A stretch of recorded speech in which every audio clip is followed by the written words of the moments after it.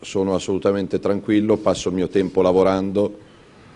stiamo passando notte e giorno per aumentare le espulsioni, allontanare migliaia di indesiderati ospiti da questo paese, quindi gli avvocati faranno le loro scelte,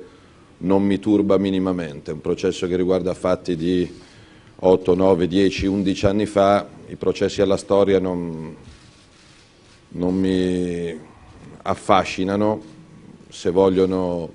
toglierci tutto ci tolgano tutto, noi faremo politica tranquillamente, abbiamo gli italiani con noi, quindi facciano quello che credono. La Lega andrà avanti per la sua strada, probabilmente cambierà il codice fiscale, il nome rimane quello e noi andiamo avanti. Matteo Salvini ha ribadito che la Lega non cambierà nome e quindi si andrà avanti con un nuovo statuto, un nuovo soggetto politico e naturalmente fiscale, e queste saranno le cose che porteranno avanti la Lega. La Lega è questa, rimane questa, con Matteo Salvini segretario e con la stessa politica che ci ha portato al governo e stiamo governando. Se ci sono dei soldi o comunque una